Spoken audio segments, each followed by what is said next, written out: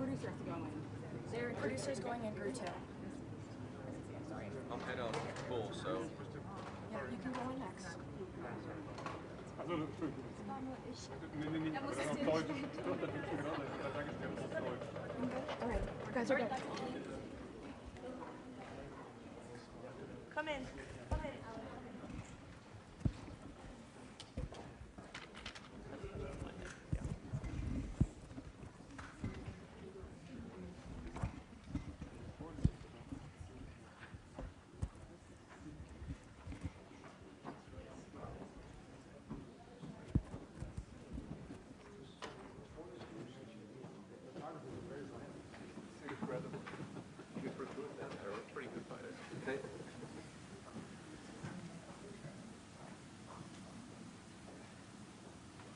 Well, thank you very much, everybody. We have a meeting with a man who's become a friend of mine, and we've known each other for a little while in some very interesting times, and we get along. Our countries get along very well. We have a great affinity for each other, and the Chancellor has been very well received in Germany. He's a very successful man, became the Chancellor of Germany, which is a big deal. And he's doing a very good job, in my opinion, a great job, very popular. And the relationship that we have in trade and everything else has been very strong. We've been able to do our deals, and it's been very strong. We'll obviously be talking a little bit about Iran today, and he's been helping us out. We've been very nice, actually. And that is coming along, as you see, very well. They have no Navy. It's been knocked out. They have no Air Force. It's been knocked out. They have no air detection. That's been knocked out. Their radar has been knocked out. And just about everything's been knocked out. So we'll see how we do. But we're doing very well. We have a great military, and they're doing a fantastic job. So we'll be talking about that. And we're talking about some very big trade deals. And those, I know, will work out, too. So I just want to say it's a great honor to have you at the Oval Office. The beautiful Oval Office, beautiful White House. It's a special place, even from your standpoint. And you have some very special places, too. And I look forward to being with you. Thank you very much. Thank you. Thank you, Mr. President, for having me here in this Oval Office for the third time now. Yeah. Really happy to have the opportunity to speak with you in these challenging times. We are on the same page in terms of getting this terrible regime in Tehran away, and we will talk about the day after, what will happen then if they are out. We have to talk about our trade agreement, which I would like to be in place as soon as possible. And we have to talk about Ukraine. There are too many bad guys in this world, actually, and this is an issue we have to talk about. Because we all want to see this war coming to an end as soon as possible, but Ukraine has to preserve its territory and their security interests, and, well, we will talk about that. Right. We will Looking indeed. forward to that. Well, thank you for being here. Thank you That's some for your interesting. hospitality. Thank you for letting me spending the night in your guest house. That's It's right. a very, very Good. comfortable place. Hope you liked it, right? Absolutely. Yeah, great place. And a famous place. That's yeah? good. Very So famous. many former presidents. That's there. right. Yeah. Very famous place. Any questions, please? Mr. President, did Israel force your hand to launch these strikes against Iran? Did Netanyahu pull the United States into this war? No, I might have forced their hand. You see, we were having negotiations with these lunatics, and it was my opinion that they were going to attack first. They were going to attack. If we didn't do it, they were going to attack first. I felt strongly about that. And we have great negotiators, great people, people that do this very successfully and have done it all their lives very successful. And based on the way the negotiation was going, I think they were going to attack first. And I didn't want that to happen. So if anything, I might have forced Israel's hand. But Israel was ready, and we were ready, and we've had a very, very powerful impact because virtually everything they have has been knocked out now. Their missile count is going way down. Amazingly, they're hitting countries that were, you know, let's call them neutral, right? They lived together for a long time. I think they were surprised. I was surprised. I think and now those countries are all fighting against them and fighting strongly against them. Someday they'll write a story and they'll say why they did that, but they hit countries that had nothing to do with what's going on. They were sort of leaving everything alone. All of a sudden they had missiles shot in, which shows you the level of evil that we're dealing with. They'll hit people that were actually at least somewhat friendly, and they had no problems with it. Also hitting only civilian places, hotels and apartment buildings, and we're hitting them where it is much more appropriate. We're hitting them very hard. And the big scale hitting goes now. They no longer have air protection. They no longer have any detection facilities at all left. And so they're gonna be in for a lot of hurt. These are bad people. These are people that killed. I guess it's 35,000. It's coming out 35,000 over the last 3 weeks. Protesters, 35,000 violently killed. So these are bad people, and the leader of the pack is gone. And as you know, 49 people were taken out in the first hit, and I guess there was another hit today on the new leadership, and it looks like that was pretty substantial also. So they're getting hit very hard, and we'll see what happens. A lot of people are coming forward. A lot of the people you would least suspect want to quit. They want to have immunity. They're asking for immunity, and probably at some point they'll be dropping, as you would say, laying down their guns. We'll see what happens. In the meantime, we're just continuing to go forward. Our military is the #1 in the world by far, and we are. Everything's big in my book. Venezuela was big. This is big. The original hit, Midnight Hammer, was big. Everything you view is big, but it's not considered very big by some standards, by some of our standards. We have a military like no other military that's ever been built. Yeah, please. Mr. President, what's the worst-case scenario that you have planned for in Iran? Well, I don't know if there's a worst case. We have them very much beaten militarily from the military standpoint. They're still lobbing some missiles. At some point, they won't even be able to do that because we're hitting all of their carriers. We're hitting all of their missile stock. You know, they built up all these missiles over the last few years. They had a lot of them. They've shot a lot of them, and we're knocking out a lot. I guess the worst case would be we do this, and then somebody takes over who's as bad as the previous person, right? That could happen. We don't want that to happen. That would probably be the worst. You go through this, and then in 5 years you realize you put somebody in who was no better. So we'd like to see somebody in there that's going to bring it back for the people. And we'll see what happens with the people. You know, they have their chance. And we've said, don't do it yet. If you're going to go out and protest, don't do it yet. It's very dangerous out there. A lot of bombs are being dropped. But I would say that would be about the worst. Do you have someone in mind right now? Because you said all the people you did have in mind have been taken out. What do you think? Well, most of the people we had in mind are dead. So, you know, we had some in mind from that group that is dead.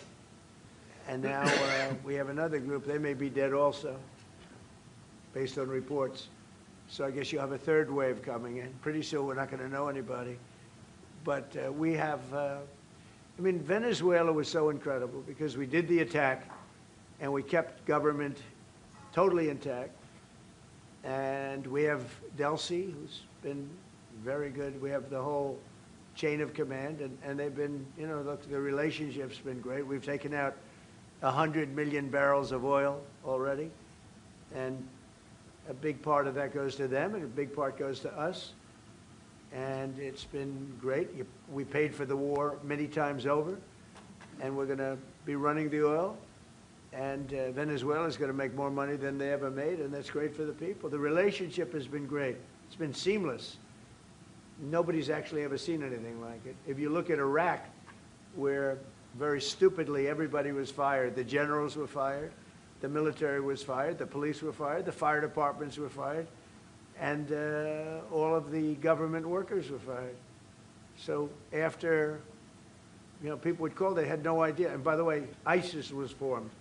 That's where ISIS came from, all of the fired people. We don't believe in that. So we'll see what happens. But First, we have to finish off the military. What do you say? Crown Prince Reza Pahlavi, is he an option at all in your mind? I guess he is. Some people like him, and we haven't been thinking about too much about that. It would seem to me that somebody from within maybe would be more appropriate. I've said that.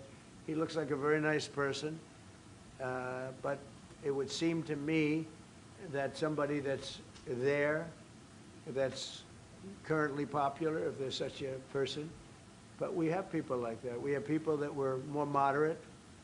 You know, these were radical lunatics, and you know what they get? They get nothing. All they do is kill people. Mr. President, what exactly was the imminent? You've asked, not your turn. Not your turn, please. Mr. President, you've been to take the heat off the European superintendent to help you. Mark Rutte called on the allies to also help you. What does that mean? Well, you have to ask Mark Rutte. He said not as part of NATO, but to be helpful to you in this. Well, some of the European nations have been helpful, and some haven't. And I'm, very surprised. Germany's been great. He's been terrific. Others have been very good, terrific. I think that the head of NATO, Mark, is fantastic. Okay, Mark Rutte. I think he's fantastic. But some of the European, like Spain, has been terrible. In fact, I told Scott to cut off all dealings with Spain. Spain, first of all, it started when every European nation, at my request, paid 5%, which they should be doing. And everybody was enthusiastic about it, Germany, everybody. And Spain didn't do it. And now Spain actually said that we can't use their bases, and that's all right. We could use their base if we want. We could just fly in and use it. Nobody's going to tell us not to use it, but we don't have to. But they were unfriendly. And so I told him we don't want to. Spain has absolutely nothing that we need other than great people. They have great people, but they don't have great leadership. And as you know, they were the only country that in NATO would not agree to go up to 5%. I don't think they would have agreed to go up to anything. They wanted to keep it at 2%, and they don't pay the 2%. So we're going to cut off all trade with Spain. We don't want anything to do with Spain. And I'm not, by the way, I'm not happy with the UK either. That island that you read about, the lease, okay, he made it, for whatever reason, he made a lease of the island. Somebody came and took it away from him. And it's taken 3-4 days for us to work out where we can land there. It would have been much more convenient landing there as opposed to flying many extra hours. So we are very surprised. This is not Winston Churchill that we're dealing with. Mr. President, what's your expectations towards Germany? What can Germany do and what should Germany do to help you in this moment? Well, I think they're doing it. I mean, they're letting us land in certain areas, and that's, we appreciate it, and they're just making it comfortable. We're not asking them to put boots on the ground or anything. I mean, we're just, they're a respected country. I have a very good relationship with the country. We have, in particular now, with this leader, with this new leader. I think he's an excellent leader. I had my differences with Angela. I said, you're hurting your country with immigration and you're hurting your country with energy.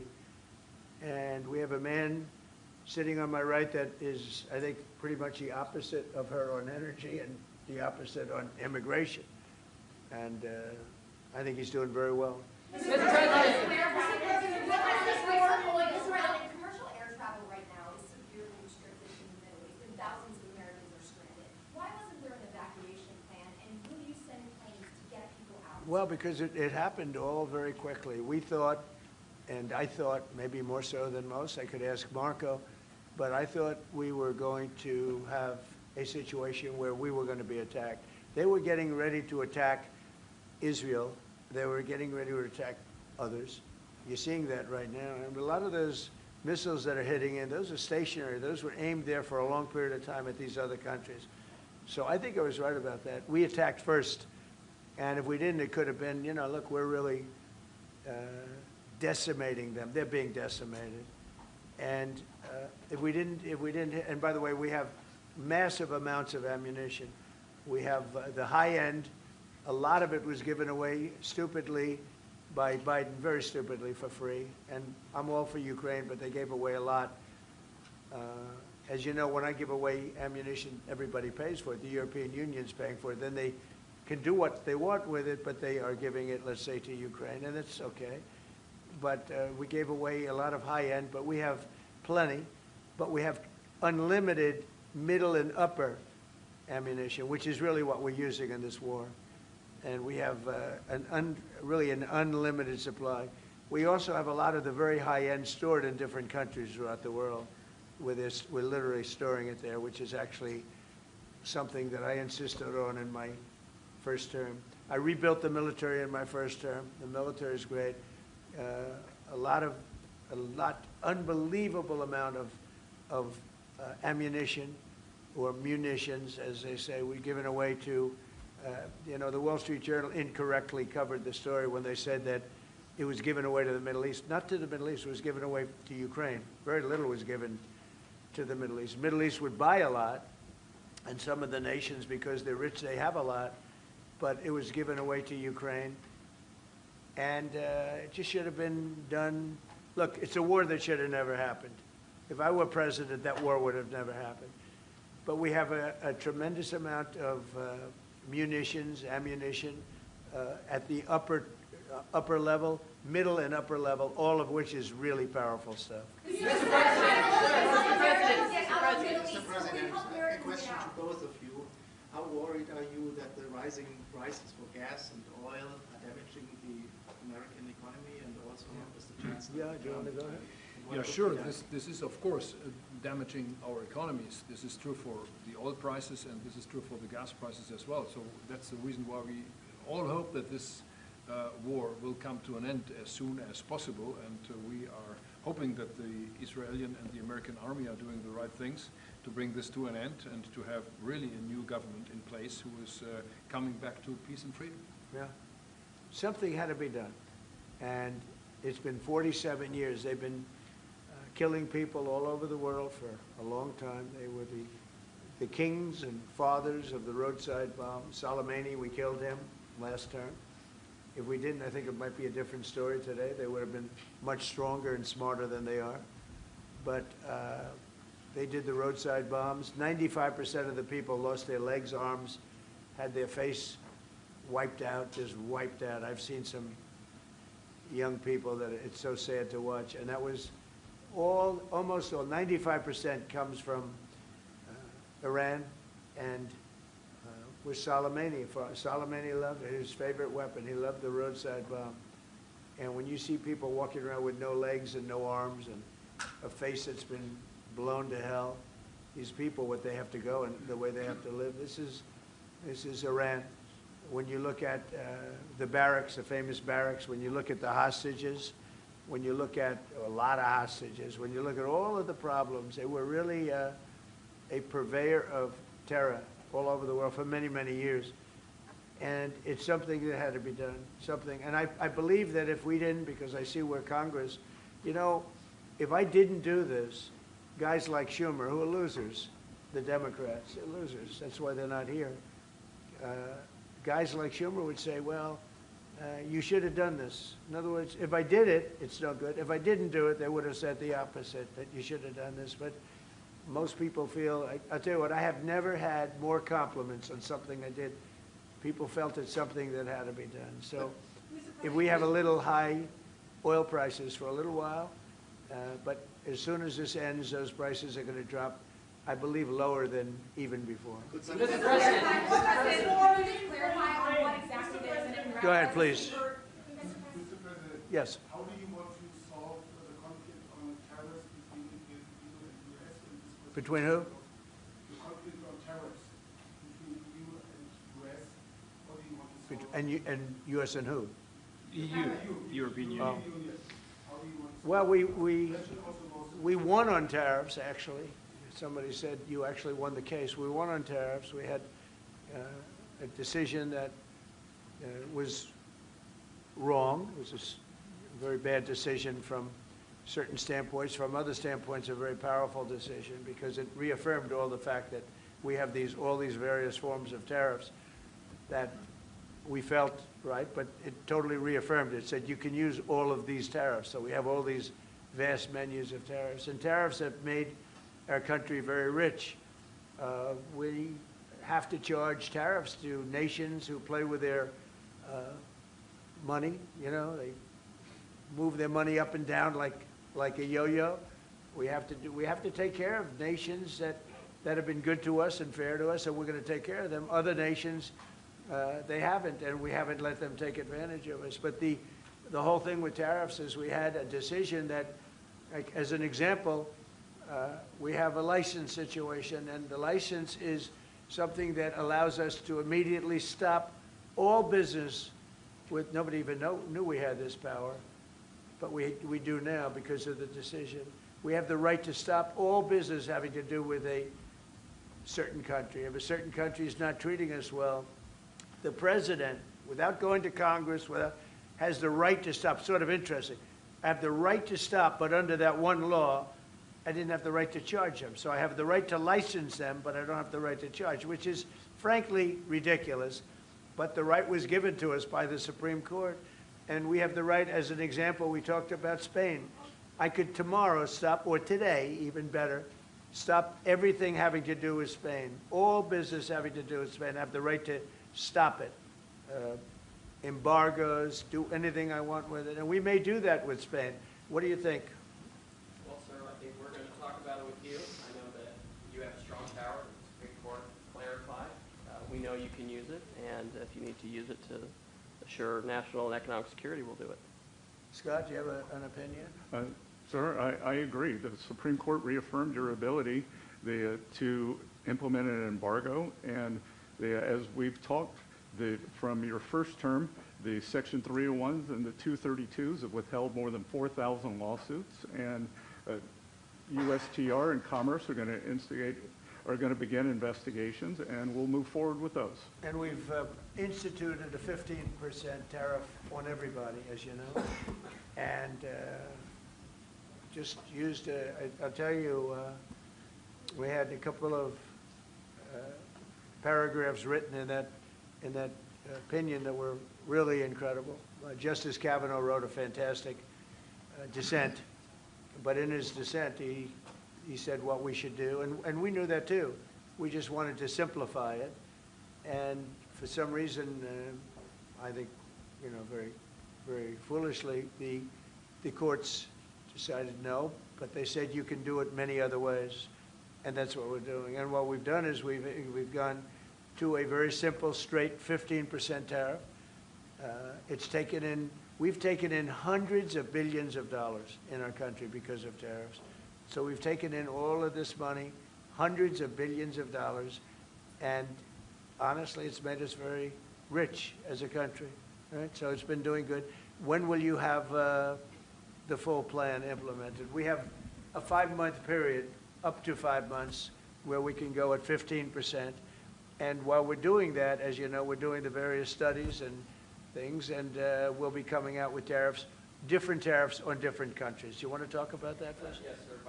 By the time the 5-month period has elapsed, we'll have completed investigations under Section 301, which Secretary Besuch talked about. We know there are countries out there with deals who are very interested in keeping the deals. We need to go through and investigate all these unfair trading practices, the kinds of things you talked about, and make sure that we're protecting U.S. economic security. We know there are countries. How are we going to treat Germany? Well, I think you should hit them very, very hard. You knew he was right there when he said that, Mr. President. They have expressed an interest. Germany's been quite constructive in wanting to move forward and be helpful. You know, the rest of the EU will talk to them as well. But obviously I will say every country, every single country wants to make the deal they already have. In other words, a deal that we have using the other authority, they want to make the same deal. And we'd like to see, actually, we're going to adjust it somewhat upward, actually, but they all want to stay in the deal, and so we'll probably be able to do that pretty easily. Mr. President, Ukraine, after all, Iran won't be able to deliver drones to Russia anymore. So what does this more mean to Ukraine? And having Chancellor Merz sitting next to you, whom would you call if you want to talk to Europe? And Chancellor Merz, you've just been in China. The president. Who are you? What country are you from? I'm from Germany. Okay, I thought so. I could see. So, Mr. Chancellor, you have been in China, and the president. She likes you. In China, I don't know. will you be talking about China as well? We'll be talking about China, yeah. Sure. And what about Ukraine? I'll be going to China in a little while. Every time you meet, you talk about China. We respect China. I do. We both do, I think. But it's always a topic of conversation. We've had a very good relationship with China.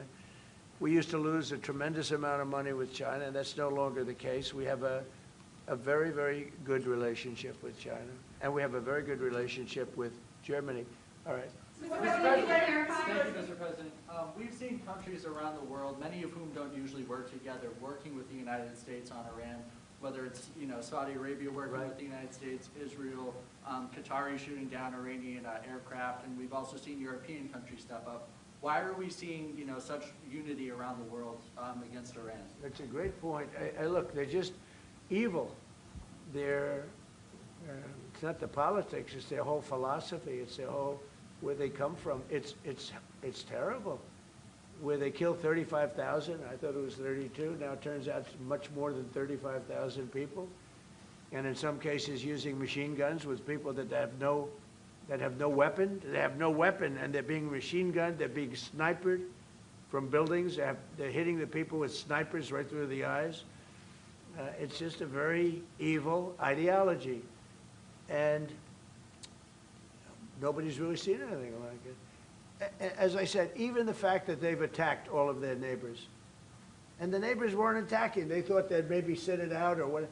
They've hit Qatar, they've hit UAE, they've hit Saudi Arabia, they've hit Oman. They were helping us negotiate. They got hit. Everybody got hit because they're evil and they're bad. It's a bad seed, and somebody had to do it. And it should have been done sometime during a 47-year period because so much death has been caused by them, so much unbelievable death. From Germany, too. Germany's been hit. Everybody's been hit by them. It's an evil ideology, and I've never been, look, I've done a lot of good things. So many people are saying, thank you, thank you, thank you. You see it in the streets of Los Angeles. They have thousands of people. I saw it the other day, pictures of Donald Trump. And I'm looking, I'm on the phone, probably talking to you. And I'm looking, and I see my picture. I say, oh, no, it's another, protest. I see my, and then I started saying, boy, they were very friendly people. And then I saw a woman hugging the picture of me. I said, what's going on? And it turned out to be these are Iranian people that live in the United States.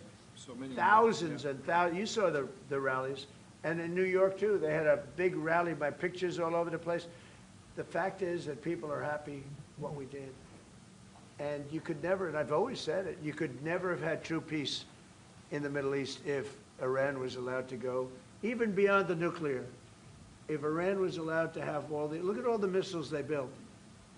A lot have been now taken out by us, and a lot have been expended. But they have thousands of missiles in a fairly short period of time. And I'll go two things.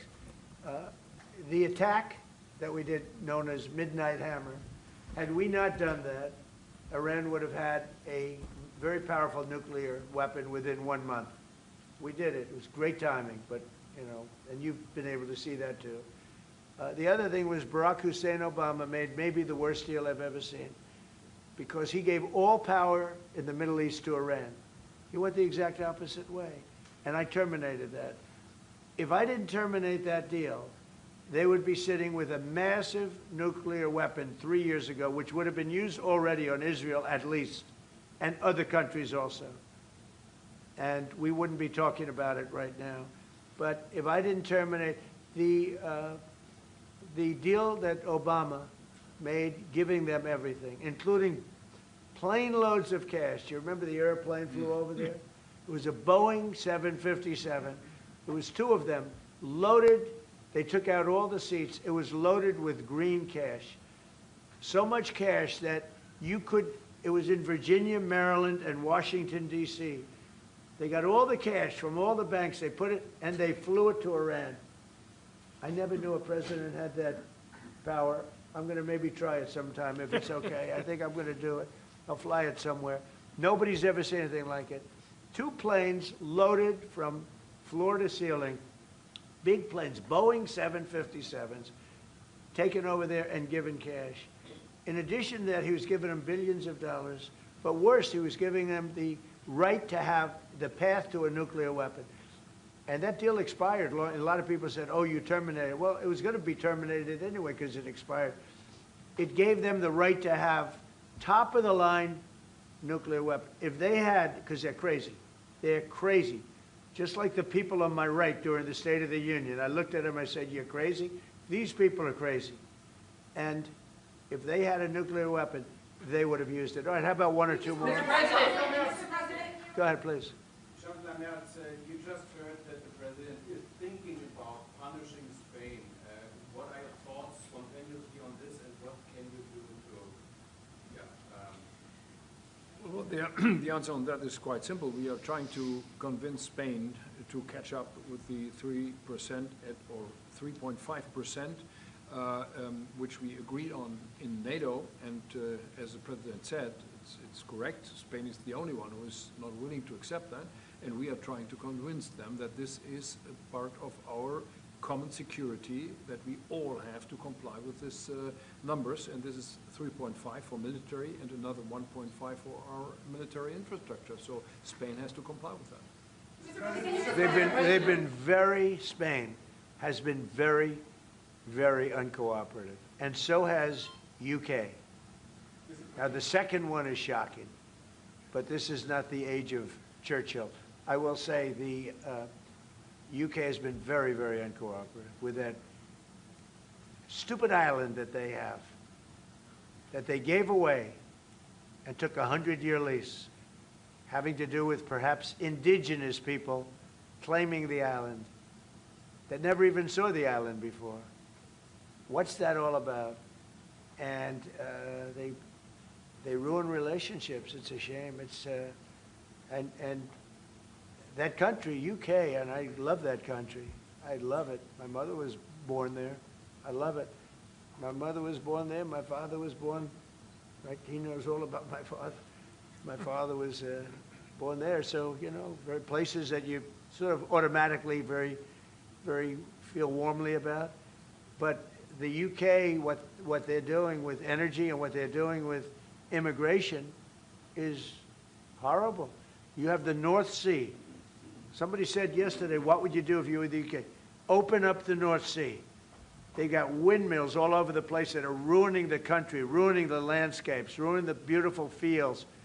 Open up the North Sea. It's one of the greatest, think of it, they buy their energy from Norway, which gets the energy, the oil, from the North Sea.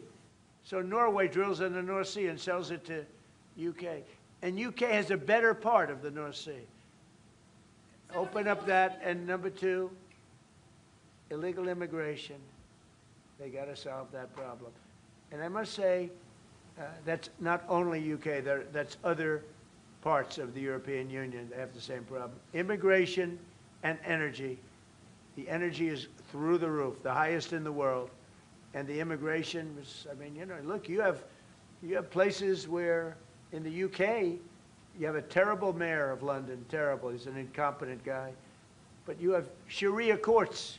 You don't have Sharia courts. You don't want Sharia courts. You have Sharia courts adjudicating law. So it's very simple. Immigration, very importantly, immigration and energy. And you bring it back. Otherwise, you're not going to bring it back. Okay. One more. Go ahead. I have a question for the Chancellor. Yes, please. To the Chancellor, Chancellor Merz. Yeah. You've called for unity and joint force in this moment against Iran. What does that look like to you? And then, Mr. President, where is getting a deal with Russia and Ukraine on your priority list right now? Okay, well, you go ahead. So we, as I said in Germany the last 2 days, we are supporting the United States and Israel to get rid of this terrible terrorist regime. And we are looking forward to a day after, and we have to talk about the strategy. What is following after this regime is away, and we have to strategize on this entire region. And we are having a high interest in common approach and common work in what we can do, and this is important not just for the Americans. This is extremely important for Europe and extremely important for Israel and their security. So we are really looking forward to find ways how to deal about the day after. And as far as Russia, Ukraine, where is it on my priority list? Very high. We thought that, I thought it was going to be one of the easier ones. I've settled 8 wars, and actually maybe one more than that. But minimum 8 wars, big ones, potential India, Pakistan, big wars, very important, big ones. I thought this was going to be much easier than it is. There's tremendous hatred between President Putin and President Zelensky, tremendous hatred. I've seen a lot of hatred in my life, but I think this is about top scale. I believe it's going to happen. Sometimes I blame one, sometimes I blame the other. I think it's going to happen, but it's high on my list. Not in that it affects the United States so much, because it's very far away, but last week, last week and for the last 4 weeks actually, 32,000 soldiers died, 32,000. And it's been averaging 25 to 30,000 soldiers a month have been dying in that stupid war. And I'd love to see it ended. It's the worst that there has been since World War II. If you can't get a deal, what will that mean for you? All you can do is do your best, you know. It takes 2 to tango, and they have to get along. They have to be able to talk to each other. They hate each other a lot. That has an impact, you know. It really has an impact. It's bad for both. The saddest is that if the election weren't rigged, my election, that war would have never taken place. And you know what else wouldn't have taken place? Allowing 25 million people to pour through an open border, that wouldn't have taken place. A lot of things would have been different. But we're doing very well, and I think a big factor in this world and future factor is what we're doing right now with Iran. If we don't stop them, or if we didn't stop them, or if we didn't start, they've been decimated. But if we didn't do what we're doing right now, you would have had a nuclear war, and they would have taken out many countries, because you know what? They're sick people. They're mentally ill, sick people. They're angry. They're crazy. They're sick. Thank you very much. Thank you very much, everyone. Thank you, Press. Thank you, Press. Thank you, Press. Thank you. Thank you, guys. Keep moving. Thank you. Moving, guys. Thank you. This way. Thank you, Press. Keep moving. Thank you. Thanks, guys. Moving out the door. Thank you, guys. Keep moving.